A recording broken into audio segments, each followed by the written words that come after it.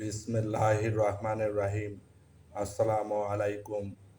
আজকে সূরা সাজদার ৪ নম্বর আয়াতে আল্লাহ পাক এভাবেই বলেছেন যে আহ, আল্লাহ যিনি নবমণ্ডল ও ভূমণ্ডল এবং এত উভয়ের মধ্যবর্তী সব কিছু 6 দিনে সৃষ্টি করেছেন এবং অতঃপর তিনি আরশে বিরাজমান হয়েছেন।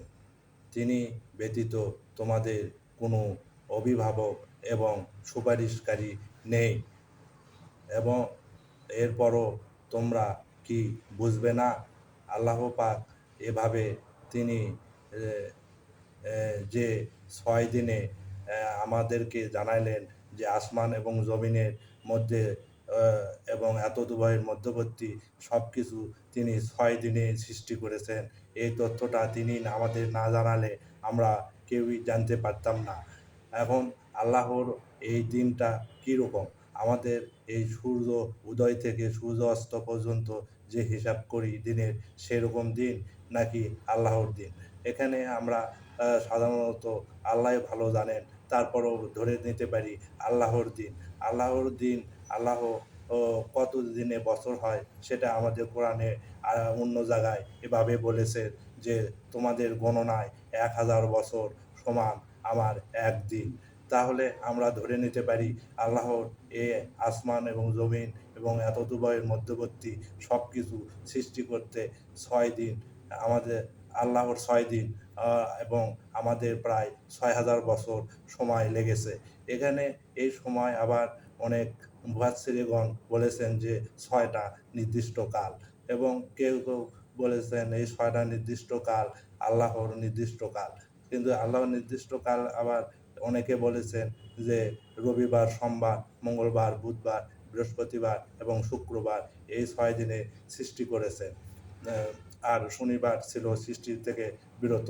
তে এটা যেটাই হোক, আল্লাহ যে এত বড় স্রষ্টা তিনি এই আয়াতে সেটাই প্রমাণ করেছেন বা মানুষকে সেই তথ্যই জানিয়েছেন যে আমরা বৈজ্ঞানিকভাবে যেটুকু জানতে পেরেছি বা নাসা এবং অন্যান্য মহাকাশ গবেষণা প্রতিষ্ঠান যেগুলা জানতে পেরেছে তার একটু নমুনা এরকম যে পৃথিবীর থেকে সূর্য 13 লক্ষ গুণ বড় এবং এই সূর্যের আবার অনেক গ্রহ রয়েছে, উপগ্রহ রয়েছে এবং এই সকলকে নিয়েই একটা সৌরজগৎ গঠিত হয়। সূর্য একটা তারা, এরকম তারা এই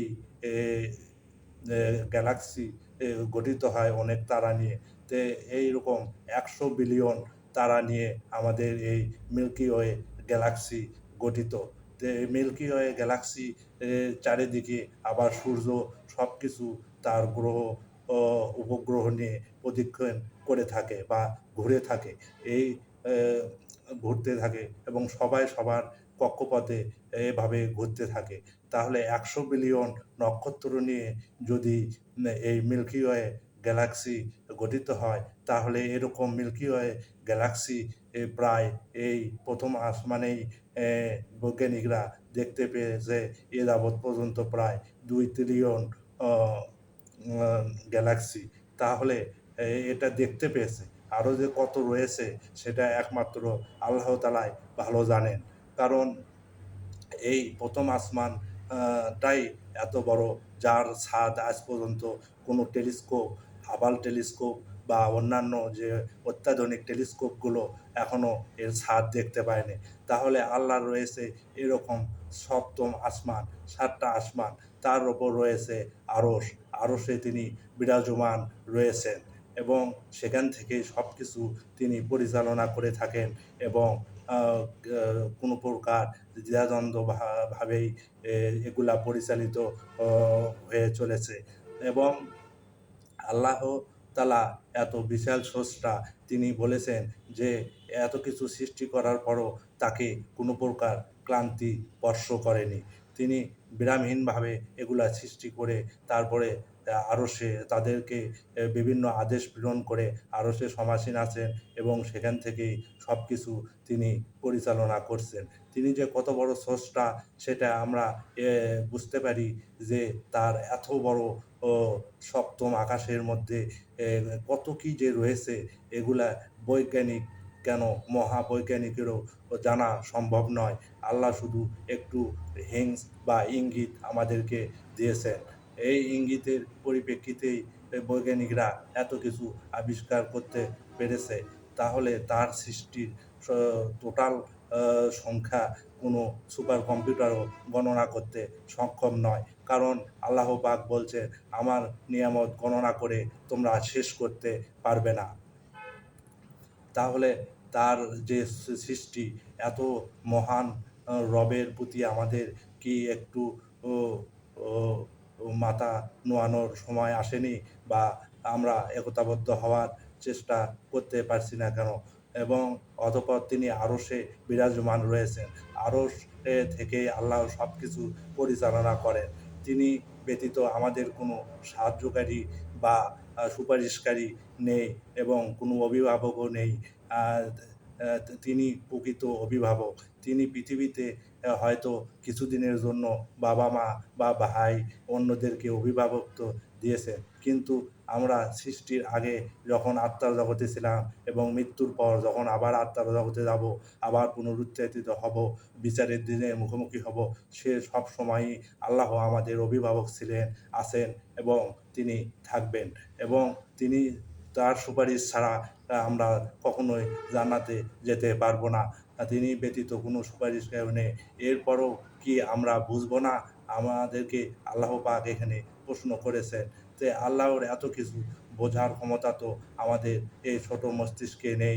তবে আমাদেরকে এটা বলতে হবে যে হ্যাঁ আল্লাহ, আমরা বোঝার চেষ্টা করছি। আপনার এই সৃষ্টি জগৎ নিয়ে চিন্তা করে বোঝার চেষ্টা করছি, যাতে বোঝার সক্ষমতা আপনি আমাদেরকে দেন। যেটুকু বুঝতে পারি সেটার ওপর আমল করতে পারি এবং আপনার দিনকে জমিনে প্রতিষ্ঠা করতে পারি। এ এ এটা অবশ্য বোঝার ব্যাপার। এই জন্য আল্লাহ এত মহান বড় সৃষ্টি, তার আমাদের কাছে যদি না জানাতেন, তাহলে আমরা কখনোই এটা জানতে পারতাম না যে এরকম সপ্তম আসমান রয়েছে, তার ওপর আল্লাহর আরশ রয়েছে এবং তিনি সেখান থেকে সব কিছু পরিচালনা করেন। আমাদের রিজিক, জীবন, মৃত্যু, বিবাহ ও সব কিছুই, এবং জীবনের প্রতিটা মুহূর্তে তিনি আমাদেরকে তার অভিভাবকত্ব দিয়েই যাচ্ছেন। আজকে এ পর্যন্তই। আল্লাহ হাফেজ।